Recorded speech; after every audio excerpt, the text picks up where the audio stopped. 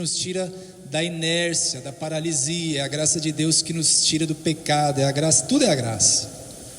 Se não fosse a graça, ai meu Deus, o que seria de nós? Então eu vou perguntar de novo, tudo na graça? Sim. Aí, agora eu gostei, porque é a graça que nos sustenta, amém? Eu estava ouvindo a oração, cheguei agora, te falei que ia ser corrido, né? Quando o Rico me mandou mensagem para convidar para estar aqui, eu falei para ele que seria difícil, que eu ia ter que fazer alguns ajustes ali, mas que eu ia tentar, né? E deu certo, mas foi mais um pouquinho, mas a graça providenciou, sim ou não?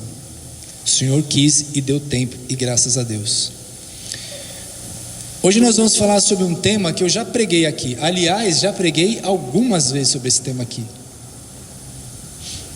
E eu tenho certeza que você vai, quando eu começar a falar, você vai se lembrar talvez de algumas coisas que eu tenha dito. Só que a palavra de Deus, ela é sempre nova. Sim ou não? Não tenha medo de dizer, a palavra de Deus é sempre nova. Sempre nova. Deus sempre tem algo novo para nós. Sempre, sempre, sempre. Por isso que a palavra de Deus nunca nos entedia. Nunca. Nunca. A palavra de Deus sempre vai nos fascinar, vai nos encantar, vai encher o nosso coração de alegria, vai encher o nosso coração de festa, porque é o próprio Deus vindo ao nosso encontro por meio da sua palavra. Então hoje não vai ser diferente, amém? Tem algo novo e muito especial para nós. Enquanto a gente estava rezando e a Sheila conduzia, eu fiquei pensando em alguns pontos. Primeiro, a providência desse tema cair no dia de hoje. Nós vivemos há poucos dias uma grande solenidade, não foi? Está até ali o quadro ainda, a solenidade da Santíssima Trindade. O tema que nós vamos partilhar hoje é sobre o amor. Só que esse tema, o amor de Deus para conosco, ok? Só que o tema não veio só com esse presente e essa graça que é o amor de Deus por nós. Ele vem com uma segunda parte do tema, que é um compromisso, e é aí que o bicho começa a pegar. O tema é: Deus me ama. Aí tem uma vírgula, e sempre depois da vírgula a coisa complica. Deus me ama e eu tomo posse. Então já coloca a mão sobre o seu coração e fala assim: Senhor, nesta noite, dai-me a graça de compreender o seu amor por mim, e mais do que isso, dá-me a graça de tomar posse e corresponder a esse amor. Amém. Oração feita, primeira, vai ter mais uma. Então eu pensava, a Santíssima Trindade é o sinal perfeitíssimo do amor, a unidade perfeita, onde o amor é pleno, onde não há espaço para mais nada que não seja o amor. Então, quando nós quisermos entender o amor de Deus na sua essência primeira, é o amor que une a Trindade, três deuses, uma única pessoa, o Pai, o Filho e o Espírito Santo, que juntos nos amam. Então eu ficava pensando, a Trindade tem muito a nos ensinar, e é bom que tenha sido uma festa que está tão próxima, né, e está tão perto da nossa memória. E depois eu fiquei pensando num outro sinal do amor de Deus para conosco, que é a presença constante da Virgem Maria na nossa vida. E aí eu dei uma viajada enquanto a gente rezava, e eu fui lá para as bodas de Caná, e eu comecei a lembrar da intercessão da Virgem Maria para que o vinho não faltasse. Para que o vinho não faltasse onde, gente? Em um casamento. Casamento que é um sacramento que representa o quê? O amor de duas pessoas.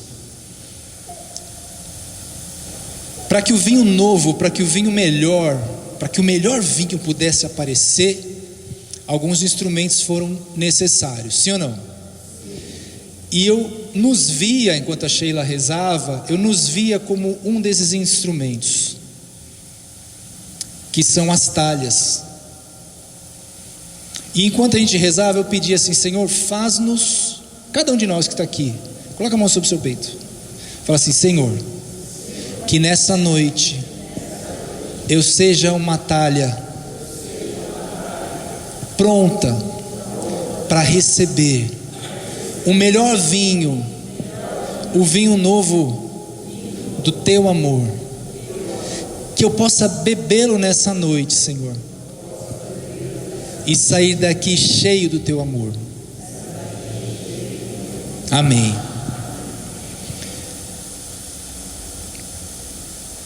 Para que o vinho novo pudesse surgir, as talhas precisavam estar preparadas. Então é assim que eu imaginava que o nosso coração precisa estar enquanto a gente rezava. E olha como Deus é, né? Quando eu pensei nas talhas, imediatamente eu comecei a pensar naquilo que está lá no Evangelho de São Lucas, no capítulo 5, versículos 37 a 39, quando Jesus vai fazer aquela comparação e quando ele fala dos odres, e ele vai dizer: não se põe vinho novo. É esse que a gente quer, amém? Fala para quem está do seu lado, ou para quem está lá no fundo, que hoje tem pouca gente. Fala assim: Deus quer nos dar o vinho novo, o vinho novo do amor. Mas diz para ele assim: ó, mas vinho novo, diz, mas vinho novo só se coloca em odres novos. Olha para cá agora, o que eu estou querendo dizer com isso? Se o meu coração estiver velho, e daqui a pouco a gente vai ler São Paulo falando que todo aquele que está em Cristo é uma nova criatura, passou o que era velho e eis que tudo se fez novo. O coração que vai receber esse vinho novo, que vai entender o amor de Deus, ele precisa ser como esse odre novo. E eu estava rezando ali, falando assim: o odre velho é o coração velho, é o coração que ainda não entendeu, ou que não cedeu, não se deixou tomar por completo pelo amor e pela graça de Deus. É como aquele homem que quer caminhar um caminho novo, mas trazendo tudo que é velho, quer caminhar um caminho novo, mas carregando nas costas um fardo de memórias, de costumes, de hábitos, de vícios, de uma série de coisas que impedem com que ele viva verdadeiramente uma vida nova. Porque para estar em Cristo e para ser uma nova criatura, eu preciso assumir essa graça de que tudo se fez novo. Então eu preciso tirar do meu coração tudo que é velho. Eu preciso me tornar como essa talha vazia, limpa, pronta, nova, que se desfaz, que lança fora o que é velho, que joga para lá, que deixa mesmo, que abandona e que assume essa vida nova. E que diz: Senhor, olha, eu sou um odre novo, pode derramar em mim o vinho novo do teu amor, o vinho novo da alegria, o vinho novo do perdão, o vinho novo da esperança. Eu estou falando tudo isso para vocês, e agora eu começo a entrar no tema, porque não adianta nada eu vir aqui falar sobre o amor de Deus, se faltar a nós o mínimo e o básico necessário, que é a fé. Fé, Nelson, é fé. Fé. Eu preciso crer que Deus me ama. Eu preciso crer que o Eterno entrou no tempo, que o Deus Todo-Poderoso que criou o céu e da terra se inclinou, se humilhou, assumiu a natureza humana e veio até mim simplesmente porque me ama. Se eu não crer nisso, se eu não tiver fé nisso, eu nunca, infelizmente nunca, vou assumir essa graça de ser um homem novo, uma nova criatura, de lançar fora o que é velho e de viver essa vida nova com Ele, entende? E agora eu já quero dar um caminho para você e umas pistas também, porque a gente muitas vezes não entende muito bem o que é fé. Muitas vezes fé é confundida com sentimento. Muitas vezes fé é confundida com experiências sobrenaturais. E eu vou te dizer algo agora que precisa entrar no teu coração, cair dentro dessa talha nova que está aí com bastante espaço para muita coisa boa que Deus quer colocar dentro dela, e entender que fé é um assentimento. Sabe o que significa isso? Fé é uma adesão. Fé é uma adesão.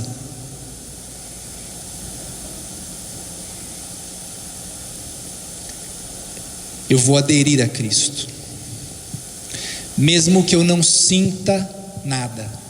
A fé não pode ser confundida com sentimentos sobrenaturais, sabe? Muitas vezes as pessoas querem viver uma experiência sobrenatural e acham que quando ela se decide por Cristo, ou quando ela se decide viver uma vida nova no Senhor, às vezes ela acha que ela precisa viver uma experiência sobrenatural ou sentir algo. Não, a fé é uma adesão racional que eu tomo com a minha cabeça. Deus me dá a inteligência necessária para compreender aquilo que é bom, para compreender que Ele verdadeiramente me ama. E essa é uma decisão racional, não é uma decisão sentimental, porque se ela for sentimental, ela vai passar. Do mesmo jeito que você começa a academia todo empolgado na segunda, e na quarta você não quer ir mais. Fé não é isso, fé é uma decisão. Por isso que a gente diz que é um assentimento. Eu me decido, é uma adesão que eu faço à vida com o Senhor, independente do que aconteça. Podem acontecer coisas sobrenaturais? Sim. Podem acontecer sinais, prodígios, milagres? Sim, podem. Mas e se não acontecer, você vai largar o Senhor? E se não acontecer, eu vou achar que Ele não me ama? E se eu rezo e peço um milagre, querendo que as coisas sejam do meu jeito, e o milagre não vem da forma que eu espero, Deus não está me vendo? Ele não me reconhece como filho?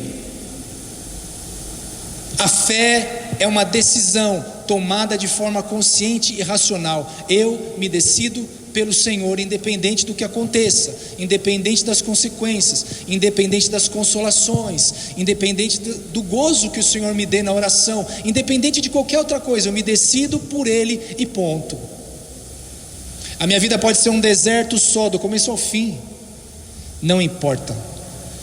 É uma decisão que eu tomo e permaneço com o Senhor. Obviamente o Senhor nos ama tanto, tanto e tanto, que Ele está sempre próximo de nós, e a gente pode experimentar e pode se ver a presença dEle, basta ter um pouquinho de sensibilidade. Mas a nossa fé não pode depender disso. A nossa fé está baseada numa decisão. Amém? Eu estou falando sobre a fé porque se eu não tiver essa adesão verdadeira, o amor de Deus por mim, ele pode não ser compreendido. Porque eu posso querer medir o amor de Deus por mim pelas coisas que eu recebo dele. Eu posso cair na tentação de querer medir o quanto Deus me ama de acordo com aquilo que Ele me dá, ou de acordo com aquilo que eu tenho verificado da presença dEle, ou dos sentimentos que eu tenho, ou das consolações que eu recebo. Não, o amor de Deus não depende disso. O amor de Deus é uma realidade, é um fato. Ponto. Nós precisamos crer, por isso que eu estou falando tanto da fé. Nós precisamos acreditar, nós precisamos aderir a essa verdade. Deus nos ama, e nós precisamos tomar posse desse amor e dessa graça. Amém? Você está entendendo? Que bom, que bom, que bom. não depende daquilo que o Senhor nos dá, mas Ele dá, sim ou não? Porque é Pai amoroso e ama. Eu estava falando uns minutos atrás sobre a manifestação de Deus na nossa vida. A gente não tem tempo para fazer um caminho enorme falando, né, sobre todas as provas da manifestação de Deus por nós. Então eu vou falar da maior delas. A maior delas, a maior prova de amor de Deus por nós é o mistério da revelação. É a manifestação concreta e visível de Deus.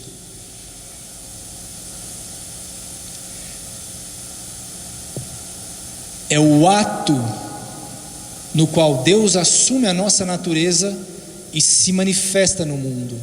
Como eu disse minutos atrás, o eterno entra no tempo, dentro de uma vida perecível, que sente dor, que sofre, que sente fome, que sangra, por amor. São João vai dizer no capítulo 3, versículo 16, todo mundo conhece de cor esse versículo. Deus amou tanto o mundo, não é assim que está escrito lá? Que deu seu Filho único para salvá-lo. Essa é a manifestação, é a encarnação, é quando Deus se revela. Pega a sua Bíblia, por favor.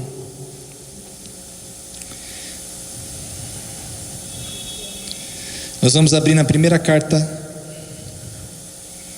de São João.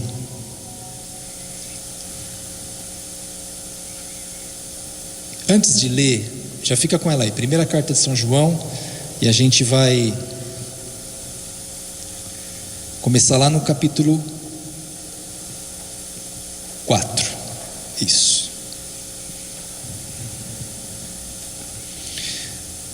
Quando São Paulo escreve aos Romanos, você se lembra daquele trecho da carta, quando ele fala do amor de Deus, lá no capítulo 8, lembra? Sim ou não? Sim? Vocês estão aí ainda, gente? Ninguém correu do frio, não? Então fala um sim bem forte. Você se lembra, sim ou não? Sim, vocês estão aí ainda. Lá no versículo 38 do capítulo 8 da carta aos Romanos, São Paulo vai dizer assim, ó. Eu estou lendo antes, fica lá em João. Eu estou lendo aqui só para lembrar o texto exato. Pode ficar lá em 1 João 4. Só para lembrar, porque eu estava falando alguns minutos atrás sobre essa adesão à fé que vai nos dar a graça de crer verdadeiramente o quanto Deus nos ama. São Paulo fala lá nesse trecho da carta, ele começa a falar sobre tudo que existe no mundo e que eventualmente poderia nos afastar do amor de Deus. Ele vai dizendo assim, ó: estou persuadido de que nem a morte, olha a certeza do apóstolo, a fé do apóstolo. Estou persuadido de que nem a morte, nem a vida, nem os anjos, nem os principados, nem o presente, nem o futuro, nem as potestades, nem as alturas, nem os abismos, nem outra qualquer criatura poderá nos separar do amor que Deus nos testemunha em Cristo Jesus. Quando a gente fala da revelação, é a manifestação do Verbo, é a manifestação concreta de Deus, e ela se dá por meio de Jesus Cristo. Então o ápice do amor de Deus por cada um de nós, o ápice da revelação, da manifestação e da prova é a encarnação do Verbo, é a entrada de Jesus no mundo. E São Paulo confirma isso dizendo que nada, nem a vida, nem a morte, nem os anjos, nem os principados, nem o presente, nem o futuro, nem as potestades, as alturas, os abismos, nem qualquer outra criatura, nada pode nos separar do amor que Deus nos dá em Jesus. Nada, nada, absolutamente nada. Lembra que eu falei no começo sobre o tema? Deus me ama e eu tomo posse. Qual é a maneira de tomarmos posse desse amor? O que você acha?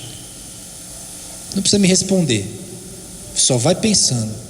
Qual maneira você acha que eu e você temos? Qual seria a melhor maneira que nós teríamos de dar uma resposta, de tomar posse desse amor de Deus por nós? Eu já vou te responder. É correspondendo a esse amor.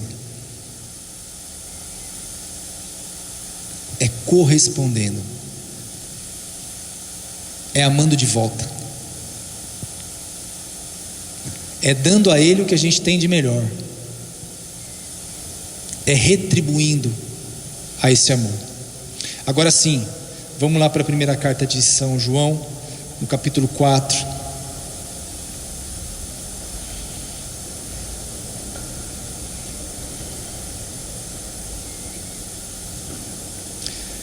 No versículo 9, São João vai repetir aquilo que está lá no seu evangelho, no capítulo 3, versículo 16. Ele vai dizer assim, versículo 9 do capítulo 4 da primeira carta de São João: nisso se manifestou o amor de Deus para conosco, em nos ter enviado ao mundo o seu Filho único, para que vivamos nele.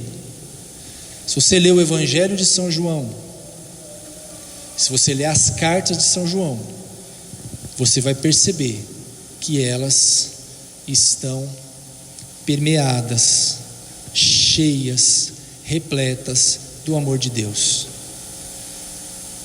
Você acha que isso é uma coincidência? Não. São João é conhecido como o discípulo amado. O evangelho de São João, no seu evangelho, ele diz: o discípulo que Jesus amava. São João é aquele que reclinou a sua cabeça no peito de Jesus. São João é aquele que escutou as batidas do coração de Jesus, desse sagrado coração que nós estamos vendo aqui. São João conhecia o som da batida desse coração. Por isso que São João entende tanto de amor. Por isso que São João fala com tanta propriedade do amor de Deus, porque ele era íntimo, próximo do coração de Jesus.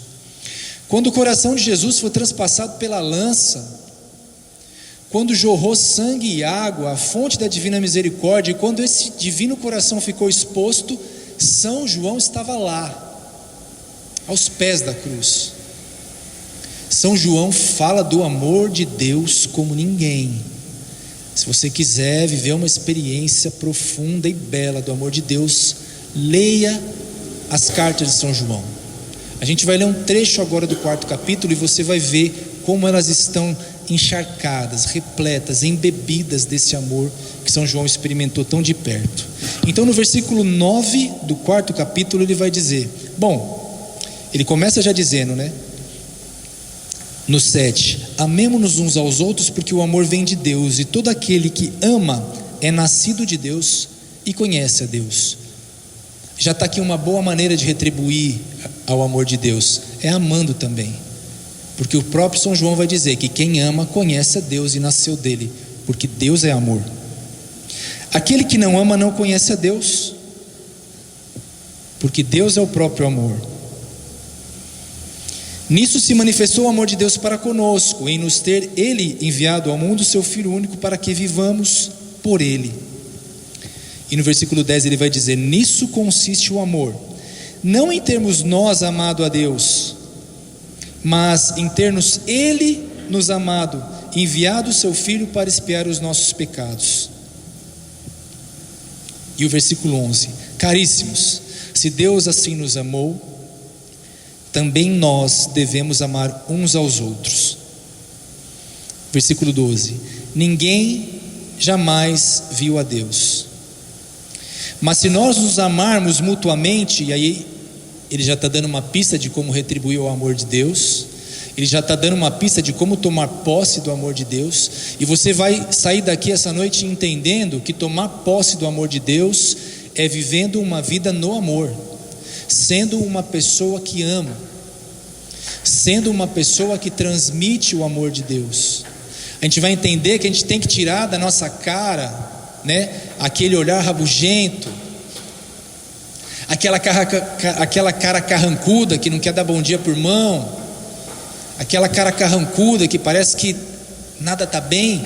Quem é de Deus e quem está no amor, quem entendeu esse amor, precisa ter o que nos lábios, gente? Um sorriso. Precisa ter alegria. É impossível um cristão ser triste. É impossível um cristão viver emburrado. Não dá, porque ele encontrou a alegria de viver. Cristo é a alegria, Ele é a nossa esperança. E se nós estamos com Ele, se nós entendemos que a fé é uma decisão, se nós entendemos que a fé é uma adesão ao Senhor, eu não posso mais viver uma vida emburrada, uma vida triste. Eu sou feliz porque eu encontrei o maior tesouro. Como aquele homem que encontra o tesouro no campo, vai, vende tudo, junta tudo que ele tem e compra aquele tesouro, porque ele encontrou a maior riqueza. Assim é encontrar o amor de Deus. E quem encontra uma riqueza imensurável, enorme, que não se pode contar, fica como? Fica triste? Sim ou não? Fica de cara feia? Fica emburrado? Briga com todo mundo? Não dá bom dia para os outros? Fala para mim. É assim que a pessoa que encontrou um tesouro, o maior de todos os tesouros, fica? Porque descobrir o amor de Deus é encontrar esse tesouro. Descobrir que Deus aceitou morrer numa cruz por mim porque me ama é encontrar esse tesouro. E quando eu encontro esse tesouro, eu tenho que ser como aquela viúva que tinha perdido aquela moeda, limpou a casa, fez faxina. Eu imagino que ela botou tudo para cima, varreu, achou a moeda. E o que ela fez quando ela achou? Fez festa, porque ela encontrou um tesouro. E Jesus vai nos dando pista na Sagrada Escritura o tempo inteiro do que é tomar posse do amor. É viver uma vida feliz na graça. Nelsinho, mas eu estou sem emprego. Não importa, Deus me ama. Pode me tirar tudo, eu posso perder tudo, só não me tire, Senhor, da tua presença. Amém? Não me tire, Senhor, da tua graça. Eu não posso perder, é isso, é a presença dEle, é a vida com Ele. O restante vai, volta, passa, é pó. Mas a presença dEle, o amor dEle, isso fica. Versículo 13: nisso é que conhecemos que estamos nele e ele em nós, por ele nos ter enviado o seu Espírito. E nós vimos e testemunhamos que o Pai enviou seu Filho como Salvador ao mundo, e todo o que proclama que Jesus é Filho de Deus, Deus permanece nele e ele em Deus. E nós cremos e conhecemos o amor que Deus tem para conosco, porque Deus é amor, e quem permanece no amor, permanece em Deus e Deus nele. Quem ama é amado, quem é amado ama, e assim, de amor em amor, Deus me ama, eu amo os meus irmãos, Deus cuida de mim, eu retribuo amando o próximo, cuidando. É disso que São João está falando. Versículo 19: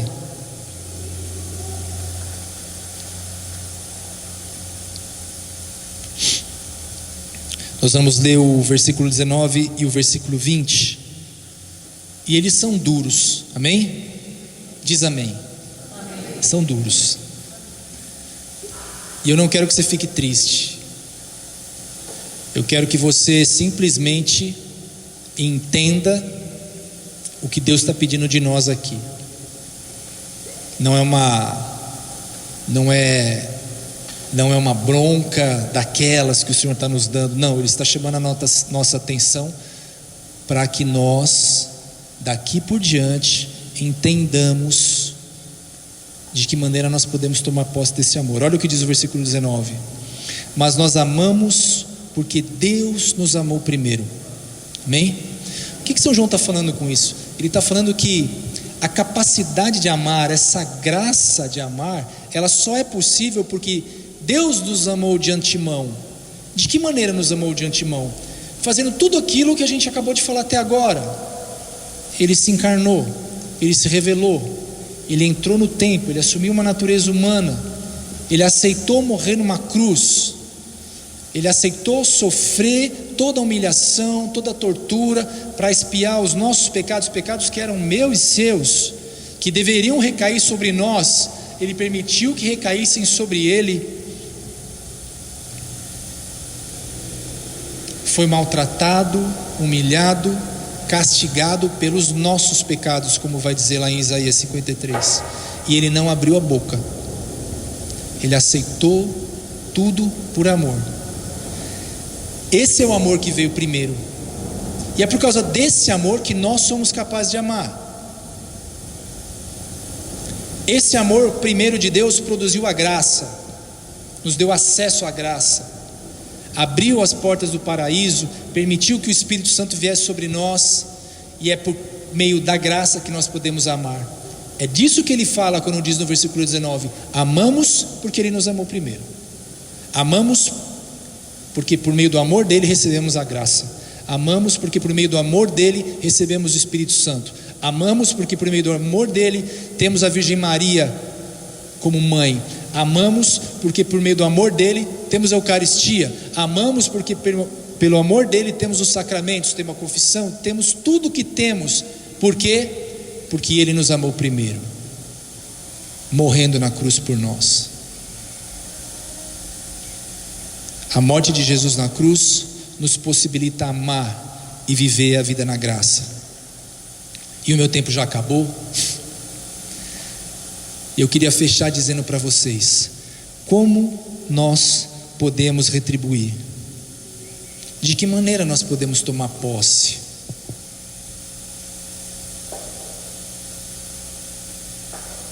De que maneira? Amando também. Amando também. Tomando posse de tudo aquilo que é fruto do amor dele. Eu acabei de falar dos frutos do amor? Sim ou não? Citei os sacramentos, citei a Virgem Maria, citei a igreja. Tudo isso é fruto do amor de Deus por nós. Tudo isso está nesse pequeno versículo 19. Amamos porque Ele nos amou primeiro. Esse amor que veio primeiro é todo o plano de salvação e todas as suas consequências. A igreja, os ministérios, os sacramentos, tudo. O Santíssimo Sacramento que nós vamos celebrar daqui 2 dias, tudo é fruto desse amor. Eu preciso tomar posse desse amor de Deus, tomando posse de todos os frutos desse amor, desejando estar com Ele, me tornando esse odre novo, sempre pronto para receber o vinho novo do amor, me tornando essa talha limpa, vazia, pronta para ser sempre cheia desse amor, e que também retribui, e que também entende que o amor de Deus também é reflexo, que Ele não pode parar em mim, Ele precisa alcançar o outro. Não dá para eu estar cheio do amor de Deus e ficar preso, trancado em mim mesmo, sem conseguir enxergar a necessidade do irmão, ou sendo indiferente às dificuldades. Não, o amor ele vai ao encontro, o amor reza pelo outro, o amor apoia, o amor se aproxima, o amor cuida. São Paulo vai escrever lá na carta aos Coríntios sobre todos os frutos do amor. A paciência, o amor é paciente, ele é bondoso, ele não se irrita com facilidade, ele não se entristece, o amor não se vinga, o amor tudo crê, tudo suporta, tudo espera. É assim que nós tomamos posse do amor e da graça de Deus. E tudo isso, eu vou fechar voltando no início. Para que isso aconteça de verdade, é necessário fé, é necessário crer, É necessário crer que esse amor é real, que ele é concreto. Independente do que aconteça, independente do que eu sinta, esse amor por mim existe. Deus me vê. Deus te vê. Eu vou dar um testemunho breve. Eu sei que o tempo já acabou, mas eu vou falar em 2 minutos. Eu estava num congresso esse final de semana, lá em Araraquara, e um rapaz deu um testemunho que eles estavam fazendo missão num hospital na área oncológica, vários pacientes com câncer, e eles têm um ministério de música, e eles levam violão e cantam e fazem um trabalho muito legal, um apostolado bacana com os doentes. E ele estava dizendo que eles estavam ali cantando e tal, e tinha uma mulher no canto meio quieta, e o Espírito Santo inquietava o coração dele para ir lá falar com ela. E ele jovem, super jovem, menino assim. Ele falou: eu vou nada, com medo de ir.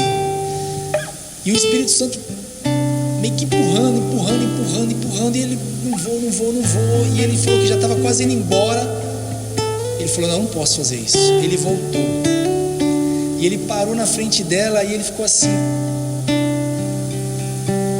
Ele não tinha discernido direito ainda o que era para falar. Ele disse que parou na frente dela, fechou os olhos e falou assim: Jesus está pedindo para dizer que Ele te vê. Só isso. E ficou esperando para ver a reação, porque uma situação para ele nova, né? Super jovem. Ele disse que a mulher se levantou, começou a chorar, abraçou, e chorando, e ele, sem entender, ele disse que falou assim, ela falou para ele: Djavan, o nome dele é Djavan, famoso. Eu estava aqui rezando, falando para Deus por que eu estava sofrendo tanto com essa doença, e eu estava dizendo na minha oração: Senhor, o Senhor esqueceu de mim, o Senhor não me vê mais. E naquele instante o rapaz solta aquela palavra, e aí ela falou assim: eu tenho certeza de que Ele me vê. Se você em algum momento tem dúvida a respeito desse amor, a respeito dessa predileção que Deus tem por você, desse cuidado, desse amor que Ele é pessoal, é particular, Ele te conhece pelo nome, não tenha mais. Não tenha. Eu falo para você agora, sem nenhum medo de errar, Ele te vê mesmo, de verdade. Ele me vê. Ele sabe tudo pelo qual a gente tem passado. Ele sabe quais têm sido as dificuldades e as lutas. E se no nosso entender Deus está demorando, ou o milagre ou a providência não está vindo no tempo que a gente espera, é porque Ele sabe o que é melhor. Ele compreende qual é o melhor momento, qual é a melhor hora. Mas a nossa fé não pode depender disso. A nossa fé é uma decisão. O amor de Deus está aí, é uma verdade concreta, inquestionável. Deus te ama, Deus te vê, toma posse disso. Sofre as demoras de Deus, porque no tempo favorável Ele te favorecerá. Amém? No tempo favorável Ele te favorecerá. Ele te ama, Ele te vê. Seja amor também. Deixa que o Senhor te use como instrumento, na tua casa, no teu trabalho, na tua família. Deus não te traz aqui simplesmente para se alegrar, para ouvir música, para ficar com o coração quentinho na hora da oração. Não, Ele te traz para que você venha, receba e transmita. Esse amor do qual nós ouvimos hoje aqui, ele precisa ser levado para alguém. Não sei com quem você vai estar daqui meia hora, não sei com quem você vai estar amanhã, mas talvez essa pessoa esteja precisando ouvir algo semelhante àquilo que o Djavan falou para aquela mulher. Deus te ama, Ele te vê. Acreditem, pode ser que demore, mas vai vir. Ele não fecha os olhos para o seu sofrimento e para a sua dor. Amém? Amém? Fica de pé.